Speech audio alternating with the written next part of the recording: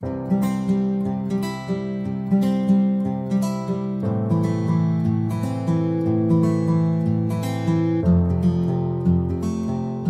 বন্ধু বান্ধৱীসকল, জিৰাগীতিলৈ আপোনালোকক স্বাগতম। আমি ক্ৰমাগতভাৱে ইণ্ডিয়ান হিষ্ট্ৰী পাৰ্টটো আলোচনা কৰি আছোঁ। বৰ্তমান আমি ব্ৰিটিছে ভাৰতত কেনেকৈ নিজৰ ক্ষমতা বিস্তাৰ কৰিলে সেই বিষয়ে আলোচনা কৰি আছোঁ। আমি বৰ্তমানলৈকে মোগল, মাৰাঠা, কৰ্ণাটক সেইবিলাক কেনেকৈ ব্ৰিটিছৰ অধীনলৈ গ'ল সেইবিলাক আলোচনা কৰিলোঁ। আজি আমি আলোচনা কৰিম মহীশূৰ বা মাইচুৰ। মাইচুৰ বুলি ক'লে আমি বিশেষকৈ টিপু চুলতান আৰু এংলো মাইচুৰ যুদ্ধৰ বিষয়ে আলোচনা কৰিব লাগিব। আমি সেইবিলাকলৈ যোৱাৰ আগতে ইয়াৰ বেকগ্ৰাউণ্ডটো অলপ চাই ল'ব লাগিব। মাইচুৰ বা মহীশূৰ প্ৰথম অৱস্থাত 14 শতিকাৰ পৰা 17 শতিকাৰ মাজৰ সময়খিনিত মাইচুৰ বিজয়নগৰেৰে সামন্ত হিচাপে শাসন কৰি আছিলে। কিন্তু 16 শতিকাত এজন হিন্দু ৰজা দ্বিতীয় তিমৰাজ ৱাডিয়াৰে নিজকে স্বাধীন হিচাপে ঘোষণা কৰে। কাৰণ সেই সময়লৈ বিজয়নগৰৰ মানে সৰু সৰু টুকুৰাত ভাগ হৈ গৈছিলে আৰু ৰজাসকলেও নিজকে স্বাধীন হিচাপে ঘোষণা কৰিছিলে আৰু সেইবিলাকৰ ভিতৰতে মাইচুৰো অন্যতম আছিলে। সেই মাইচুৰৰে এজন ৰজা আছিলে কৃষ্ণৰজা ৱাডিয়াৰ। আৰু সেই কৃষ্ণৰজা ৱাডিয়াৰ মানে শাসন কাৰ্যত ইমান মন দিয়া নাছিলে। তেওঁৰ দুজন সেনাপতি নজৰাজ আৰু দেৱৰাজক তেওঁ শাসনৰ দায়িত্ব দিছিলে আৰু তেওঁৰ সময়তেই হাইদৰ আলীয়ে তেওঁৰ ৰাজসভাত এজন সৈনিক হিচাপে যোগদান কৰিছিলে। এই আমি হাইদৰ আলীৰ পৰা এতিয়া চাব লাগিব। হাইদৰ আলী, টিপু চুলতান, আমি তেওঁলোকৰ বিষয়ে চাম। নিজৰ যোগ্যতাৰ বলত তেওঁ এজন সৈনিকৰ কামাণ্ডাৰ হিচাপে নিযুক্তি পাবলৈ সক্ষম হৈছিলে। তেওঁ ফৰাচীসকলৰ সহায়ত দিণ্ডিগলত এটা অস্ত্ৰ ভাণ্ডাৰো স্থাপন কৰিছিলে। ঠিক আছে, তেতিয়ালৈকে তেওঁ সৈনিক আছিলে, সৈনিকসকলক কামাণ্ড কৰিছিলে। তেনেদৰে তেওঁ এটা নিজৰ অস্ত্ৰ ভাণ্ডাৰ নিৰ্মাণ কৰিছিলে। ঠিক আছে, কিন্তু সেই হাইদৰ আলীয়ে পাছত ৰজা হয় বা শাসনলৈ আহে আৰু তেওঁৰ লগত ব্ৰিটিছসকলৰ বহুত কেইবাৰ যুদ্ধ হৈছিলে। আমি সেইবিলাক চাম। এতিয়া আহোঁ হাইদৰ আলী। তেওঁ প্ৰতিষ্ঠাপক আছিলে। এতিয়া এইটো কথা হ'ল যে তেওঁ সৈনিক আছিলে, তেওঁ কেনেকৈ শাসনলৈ আহিলে? আমিতো পাইছোঁৱেই কৃষ্ণৰজা ৱাডিয়াৰ এজন মানে যোগ্য শাসক নাছিলে বা তেওঁ শাসন কাৰ্যত ইমান মন দিয়া নাছিলে। তেওঁৰ সেনাপতি নজৰাজক হাইদৰ আলীয়ে উৎখাত কৰে আৰু উৎখাত কৰি ক্ষমতা দখল কৰে। অৱশ্যে যিজন কৃষ্ণৰজা ৱাডিয়াৰ আছিলে তেওঁক হাইদৰ আলীয়ে এজন বৈধ শাসক হিচাপে স্বীকৃতি দিছিলে। এতিয়া আহোঁ হাইদৰ আলী আৰু ইংৰাজৰ মাজত কেনেকৈ যুদ্ধ হৈছিলে বা হাইদৰ আলীয়ে ইংৰাজসকলৰ লগত কেনেকৈ সন্মুখীন হ'বলগীয়া হৈছিলে সেইবিলাকৰ বিষয়ে। তেওঁলোকৰ মাজত মানে হাইদৰ আলী যেতিয়ালৈকে জীয়াই আছিলে তেতিয়ালৈকে ইংৰাজ আৰু হাইদৰ আলীৰ মাজত দুখন যুদ্ধ হৈছিলে। সেইখন হৈছে প্ৰথম এংলো মহীশূৰ যুদ্ধ। সেইখন হৈছিলে 1664 পৰা 1669 চনলৈকে আৰু দ্বিতীয়খন এংলো মহীশূৰ যুদ্ধ হৈছিলে 1780 চনৰ পৰা 1784 চনলৈকে। আৰু সেই যুদ্ধৰ পাছতেই হাইদৰ আলীৰ মৃত্যু হয়। এতিয়া ফাৰ্ষ্ট আহোঁ প্ৰথম এংলো মহীশূৰ যুদ্ধ। সেইখন হৈছিলে 1764 চনৰ পৰা 1769 চনলৈকে আৰু এই যুদ্ধত হাইদৰ আলী জিকিছিলেও। এতিয়া মানে কি হ'ল, ইংৰাজসকলে তেওঁৰ ওপৰত আক্ৰমণ কেলে কৰিছিলে সেইটোতো জানিব লাগিব ন। কাৰণ হাইদৰ আলীয়ে ফ্ৰান্সৰ কোম্পানীৰ লগত বহুত ভাল সম্পৰ্ক আছিলে আৰু যিখিনি মালাবাৰ নামৰ ঠাই আছিলে তাত হাইদৰ আলীয়ে নিজে কণ্ট্ৰল কৰিছিলে। সেই কথাটোৰ কাৰণে ব্ৰিটিছসকলৰ ৰাজনৈতিক আৰু ব্যৱসায়িক ক্ষেত্ৰত ভয় হৈছিলে। মানে তেওঁলোকৰ নিজৰ ৰাজনৈতিক ক্ষেত্ৰখন বা ব্যৱসায়িক ক্ষেত্ৰখন আগবঢ়াই নিব যে নোৱাৰিব সেই বুলি তেওঁলোকে ভয় খাইছিলে। সেইকাৰণে তেওঁলোকে যেতিয়া বংগালৰ নবাবৰ লগত এখন বক্সাৰ যুদ্ধ হৈছিলে, সেই বক্সাৰ যুদ্ধৰ পাছতেই তেওঁলোকে সকল হায়দৰাবাদৰ নবাব আছিলে সেই নবাবসকলৰ লগত এখন সন্ধি হৈছিলে আৰু সেই সন্ধিখনৰ অনুসৰি হায়দৰাবাদৰ নবাবৰ পৰা ব্ৰিটিছে নৰ্দাৰ্ণ চৰকাৰ নামৰ যিখন জিলা আছিলে সেইখন লৈ লৈছিলে আৰু তেওঁলোকে প্ৰতিশ্ৰুতি দিছিলে যে যেতিয়া হাইদৰ আলীয়ে হায়দৰাবাদৰ নবাবসকলক আক্ৰমণ কৰিব তেতিয়া তেওঁলোকে সহায় কৰিব। আৰু এই ক্ষেত্ৰত তেওঁলোকে মাৰাঠাসকলৰো সহায় লৈছিলে আৰু মাৰাঠা, হায়দৰাবাদৰ নিজাম, ইংৰাজসকলে মিলি কেইবাবাৰো হাইদৰ আলীৰ ওপৰত আক্ৰমণ কৰিছিলে। কিন্তু হাইদৰ আলীটো এজন সৈনিক ন, তেওঁ সৈনিক চলোৱাৰ যিটো গুণৰ জৰিয়তে মাৰাঠাসকলক শান্ত কৰিছিলে, হায়দৰাবাদৰ নিজামসকলক এলাই বনাইছিলে। অৱশ্যে ব্ৰিটিছ ইষ্ট ইণ্ডিয়া কোম্পানী আৰু হাইদৰ আলীৰ মাজত বহুত দিনলৈকে যুদ্ধ চলি আছিলে। সেইটো 1.5 বছৰমান যুদ্ধ চলি আছিলে। তেওঁলোকৰ মানে কোনো ধৰণৰ কোনো হাৰা কোনো জিকা এনেকুৱা ধৰণৰ হোৱা নাছিলে। কিন্তু হাইদৰ আলীয়ে শেষত প্লেনটো চেঞ্জ কৰি তেওঁ মাদ্ৰাছলৈ গুচি যায়। ফলত ব্ৰিটিছে মানে বাধ্য হৈ তেওঁলোকৰ লগত এখন সন্ধি কৰিবলগীয়া হয় আৰু সেই সন্ধিখনৰ নাম আছিলে মাদ্ৰাছৰ সন্ধি আৰু সেই সন্ধিখন হৈছিলে 1769 চনৰ 4 এপ্ৰিলত। ঠিক আছে, সুধিব পাৰে মাদ্ৰাছৰ সন্ধি কাৰ কাৰ মাজত হৈছিলে? হাইদৰ আলী আৰু ইষ্ট ইণ্ডিয়া কোম্পানীৰ মাজত আৰু সেইখন হৈছিলে 1769 চনত। এই সন্ধিখনৰ অনুসৰি হাইদৰ আলীক ব্ৰিটিছে যিমানখিনি মানে যুদ্ধত খৰচ হৈছিলে সেইখিনি দিবলগীয়া হৈছিলে। ব্ৰিটিছে মাফ খুজিবলগীয়া হৈছিলে। যিমানখিনি অঞ্চল ব্ৰিটিছে দখল কৰিছিলে সেইখিনি ঘূৰাই দিবলগীয়া হৈছিলে। ইয়াৰ উপৰিও কৈছিলে যে মাইচুৰৰ ফালে কেতিয়াও ব্ৰিটিছে আক্ৰমণ কৰিব নোৱাৰিব আৰু যেতিয়া অন্য ৰজাসকলে তেওঁলোকক আক্ৰমণ কৰিব তেতিয়া ব্ৰিটিছে সহায় কৰিব লাগিব। এই সন্ধিখন হ'ল, কিন্তু ব্ৰিটিছে এই কথাটো বৰ ভাল নাপালে। মানে তেওঁলোকে ধৰক মাফ খুজিবলগীয়া হ'ল, তেওঁলোকৰ ইমানখিনি লছটো হ'ল, সেই কথাটো তেওঁলোকে ভাল নাপালে। সন্ধি হ'ল, চহী কৰিলে, কিন্তু তেওঁলোকে সেইটো মানি ল'ব পৰা নাছিলে। সেইকাৰণে পুনৰ মানে এংলো মাইচুৰ যুদ্ধ হৈছিলে। কি হ'ল, 1771 চনত মাৰাঠাসকলে পুনৰ হায়দৰ আলীৰ ওপৰত আক্ৰমণ কৰিলে আক্ৰমণ কৰোঁতে তেতিয়া হায়দৰ আলীয়ে মানে ব্ৰিটিছৰ সহায় বিচাৰিলে সেই সন্ধিখন হৈ আছে সন্ধিখন হৈ থকা অনুসৰি তেওঁ ব্ৰিটিছৰ সহায় বিচাৰিলে যে মাৰাঠাসকলে আমাক আক্ৰমণ কৰিছে তোমালোকে সহায় কৰা কিন্তু ব্ৰিটিছসকলে তেওঁলোকক সহায় কৰিবলৈ নগ'লে ফলত হায়দৰ আলী সেই যুদ্ধত হাৰি পেলাই হাৰাৰ লগতে তেওঁ ৩৬ লাখ টকা মাৰাঠাসকলক দিবলগীয়া হ'ল ব্ৰিটিছ সিমানতে শান্ত নাথাকিলে তেওঁলোকেতো সহায় কৰিবলৈ নগ'লে ইয়াৰ উপৰিও ১৭৭৯ চনত হায়দৰ আলীৰ মাইচুৰৰ এটা জেগা মাহী সেই মাহীত আক্ৰমণ কৰে যিটো তেওঁ ফ্ৰান্সৰ কোম্পানীক দি থৈছিলে আৰু তাৰ পৰাই তেওঁ অস্ত্ৰ যুদ্ধৰ কাৰণে যিখিনি অস্ত্ৰ প্ৰয়োজন হয় সেইখিনি লৈ আছিলে আৰু তাত তেওঁৰ যিটো যুদ্ধত ব্যৱহাৰ কৰে তোপ ৰাখিছিলে সেই মাহী অঞ্চলটো আক্ৰমণ কৰি দিয়ে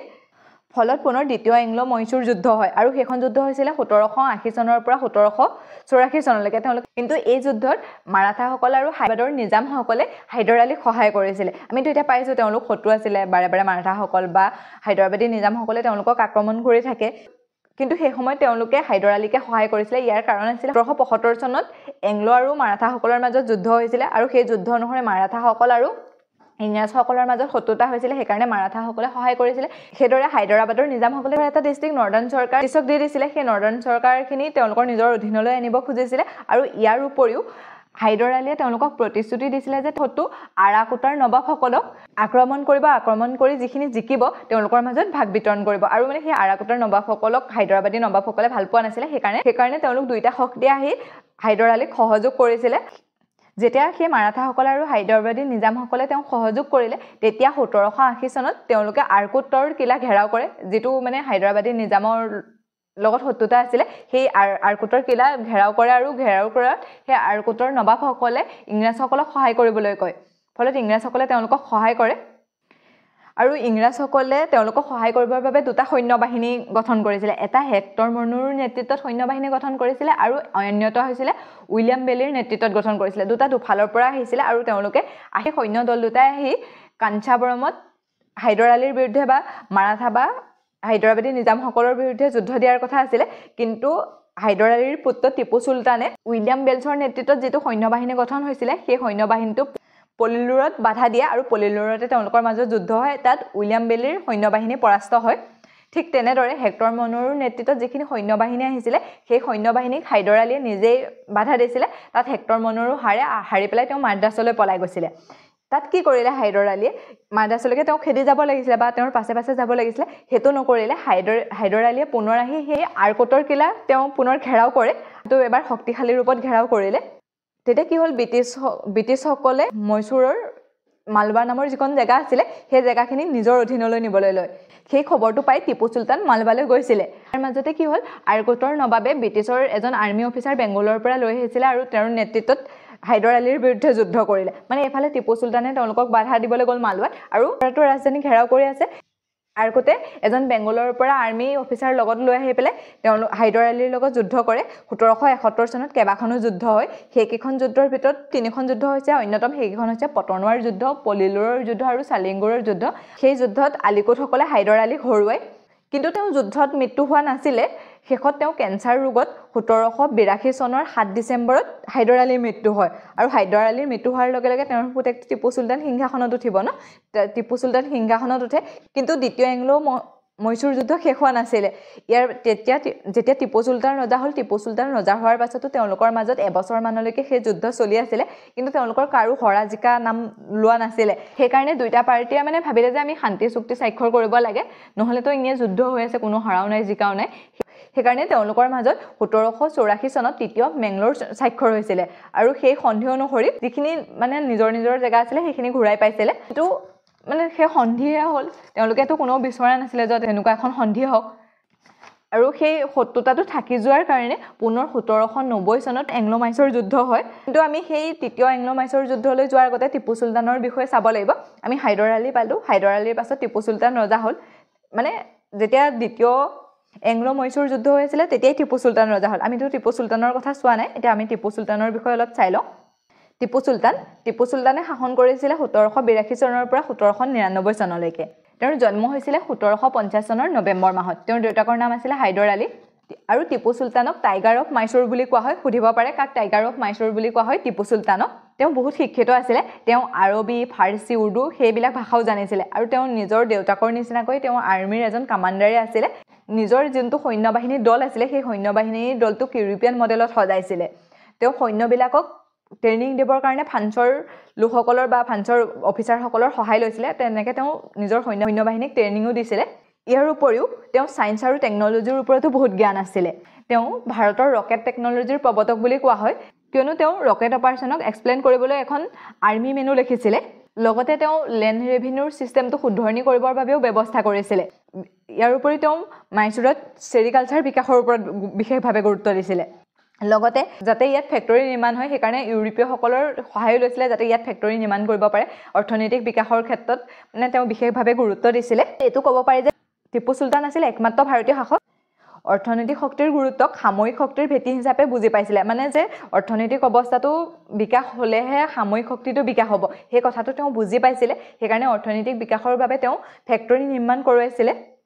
আৰু এইবিলাকৰ পৰা আমি ক'ব পাৰোঁ যে টিপু চুলতান এজন আৰ্মিৰ কামাণ্ডাৰ থকাৰ লগতে বা আৰ্মিৰ ওপৰত বা সেনাবাহিনীৰ ওপৰত তেওঁৰ হাত থকাৰ লগতে তেওঁ এজন দক্ষ প্ৰশাসনিক বিষয়াও আছিলে তেওঁ কৈছিলে to live like a lion for a day is for better than to live 100 years like a jackal অৰ্থাৎ সিংহ হৈ তুমি এদিনেই জি থাকা কিন্তু শিয়াল হৈ পেলাই তুমি 100 বছৰ জি থাকিও লাভ নাই আৰু সেইটো তেওঁ জীৱনকালত প্ৰমাণ কৰি থৈ গৈছিলে মানে তেওঁ ইমানবিলাক কাম কৰিছিলে ভাবকচোন কি কৰিছিলে নিজৰ সৈন্যবাহিনীৰ বিকাশ কৰিছিলে ইয়াৰ উপৰিও চেৰিকালচাৰ স্থাপন কৰিছিলে ফেক্টৰী নিৰ্মাণ কৰিছিলে যিবিলাক ভাল কাম মানে তেওঁ ধৰ্ম কিবা সেইবিলাকৰ ওপৰত গুৰুত্ব দিয়া নাছিলে সেই বিকাশৰ ওপৰত বিশেষভাৱে গুৰুত্ব দিছিলে এতিয়া আহোঁ তেওঁৰ সময়তো ইংৰাজৰ লগত তেওঁ যুদ্ধ হৈছিলে দ্বিতীয় যুদ্ধখন শেষ হৈছিলে তৃতীয় মেংলোৰ চাইন কৰাৰ পাছত কিন্তু তেওঁলোক তাত সুখী নাছিলে ন তেওঁলোকৰ মাজত শত্ৰুতা শেষ হৈ যোৱা নাছিলে সেয়েহে পুনৰ তৃতীয় এংলো মাইচুৰ যুদ্ধ হৈছিলে আৰু সেই যুদ্ধখন হৈছিলে 1790 চনৰ পৰা 1792 চনলৈকে আৰু এই যুদ্ধত মাৰাঠাসকল আৰু হায়দৰাবাদৰ নিজামসকলে ব্ৰিটিছক সহায় কৰিছিলে ইয়াত টিপু চুলতান হাৰিছিলে কিয় এংলোৰ মাইচুৰ যুদ্ধৰ হোৱাৰ মূল কাৰণ আছিলে দুইটা পাৰ্টিয়ে ডেগন নামৰ জেগাখিনি নিজৰ অধীনত বা নিজৰ ক্ষমতাত ৰাখিব বিচাৰিছিলে আৰু টিপু চুলতানে ভেনকৰত আক্ৰমণ কৰি দিছিলে যিটো ব্ৰিটিছৰ এলাই আছিলে আৰু তেওঁলোক তাৰ পৰাই ব্ৰিটিছে জালুকৰ ব্যৱসায় ভালকৈ কৰিব পাৰিছিলে বা জালুক পোৱাৰ একমাত্ৰ জেগা আছিলে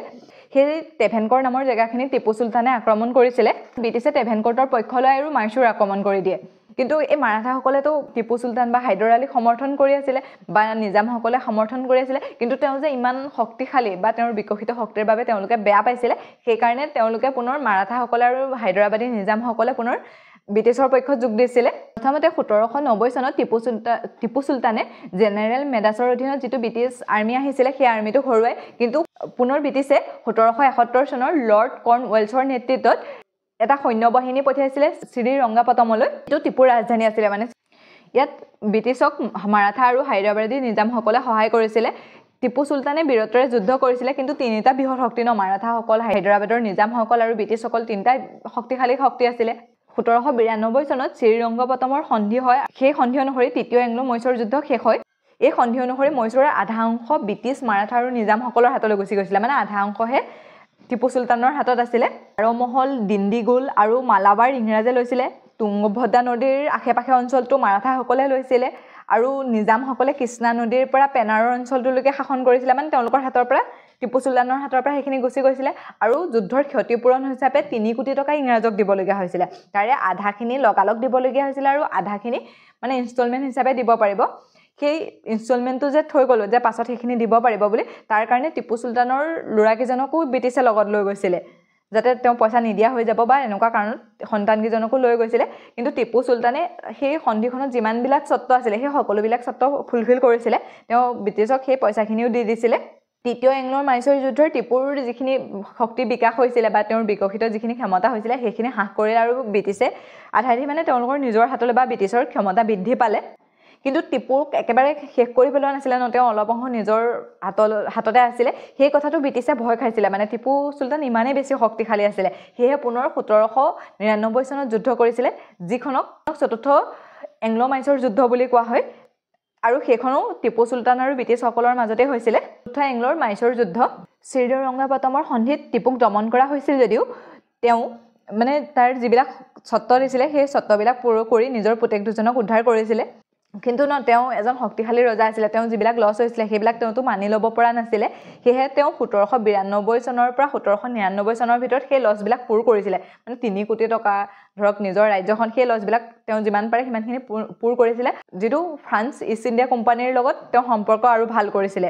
1794 চনত তেওঁ ফ্ৰান্সৰ অফিচাৰসকলক যোগব্যান স্থাপন কৰাত সহায় কৰিছিল আৰু তেওঁ যোগব্যানৰ সদস্য হৈছিল যেটো ফ্ৰান্সৰ এটা ৰাজনৈতিক দল তাত তেওঁ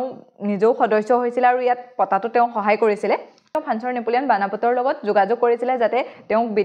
ব্ৰিটিছসকলক হৰুৱাত সহায় কৰে ইয়াৰ উপৰিও তেওঁ বিভিন্ন জেগালৈ দূত পঠিয়াইছিল যাতে তেওঁ সহায় কৰে তেওঁ ইচ্ছা কৰিছিল যে সেইসকল দেশে আহি তেওঁ সহায় কৰিব আৰু ব্ৰিটিছৰ বিৰুদ্ধে তেওঁ যুদ্ধ কৰি পুনৰ নিজৰ হেৰুৱা ৰাজ্যখন উদ্ধাৰ কৰিব কিন্তু সেই প্লেনবিলাক ব্ৰিটিছে আগতীয়াকৈ গম পাইছিল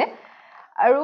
1798 চনত ব্ৰিটিছৰ এজন নতুন গভৰ্ণৰ আহিছিল যাৰ নাম আছিল লৰ্ড বেলিজেলি আৰু লৰ্ড বেলিজেলি আহি ফ্ৰান্স আৰু টিপু সুলতানৰ মাজত যিবিলাক বন্ধুত্বপূৰ্ণ সম্পৰ্ক আছিল সেই বিষয়টোলৈ তেওঁ বহুত গুৰুত্ব দিছিল তেওঁ সেই বিষয়টো ইমান ভাল পোৱা নাছিল হেতু চাই আছিল তেওঁ যেতিয়া সেই কথাটো মানে ফ্ৰান্সৰ লগত তেওঁ ইমান ভাল বন্ধুত্ব সম্পৰ্ক আছে সেই কথাটো নাইকিয়া কৰিবৰ বাবে তেওঁ সহায়ক সন্ধিত সহি কৰিবলৈ কৈছিল কিন্তু টিপুৱে মান্তি নহলে যে আমি সহায়ক সন্ধিত সহি নকৰো এতিয়া সেই চতুৰ্থখন মাইসূৰ যুদ্ধ হৈছিল আৰু সেই যুদ্ধখনতো মাৰাঠাসকল আৰু হায়দৰাবাদৰ নিজামসকলে ব্ৰিটিছক সহায় কৰিছিল ব্ৰিটিছে মাৰাঠাসকলক তেওঁলোকৰ টিপু সুলতানৰ আধা ৰাজ্য দিম বুলি কৈছিল আৰু হায়দৰাবাদৰ নিজামসকলে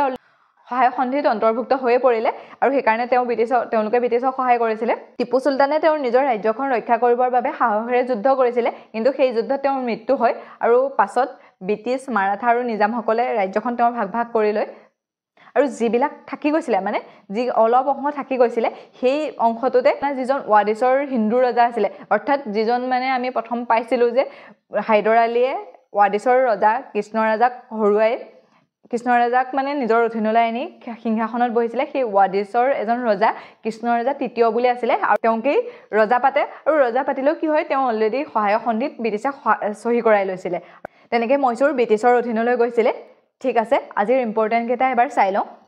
মহীশূৰৰ প্ৰতিষ্ঠাপক ৰজা আছিল হায়দৰ আলী তেওঁ প্ৰথমতে এজন সৈনিক হিচাপে যোগদান কৰিছিল শেষত তেওঁ নিজৰ যোগ্যতাৰ বলত ক্ষমতালৈ আহিছিল তেওঁৰ লগত ইংৰাজৰ দুখন যুদ্ধ হৈছিল প্ৰথমখন এংলো মহীশূৰ যুদ্ধ হৈছিল 1764 চনৰ পৰা 1759 চনলৈকে শেষত 1769 চনত মাদ্ৰাজ সন্ধি অনুসৰি এই যুদ্ধ শেষ হয় আৰু দ্বিতীয়খন এংলো মহীশূৰ যুদ্ধ হৈছিল 1780 চনৰ পৰা 1784 চনৰ ভিতৰত 1784 চনৰ মেংলোৰ সন্ধিত শেষ হয় আৰু সেইখন টিপু সুলতানৰ লগত হৈছিল কাৰণ সেই যুদ্ধ দ্বিতীয় এংলো মহীশূৰ যুদ্ধ হৈ থাকোতে কেঞ্চাৰ ৰোগত হায়দৰ আলীৰ মৃত্যু হয় তাৰ পাছতে তেওঁৰ প্ৰত্যেক টিপু সুলতান ৰজা হৈছিল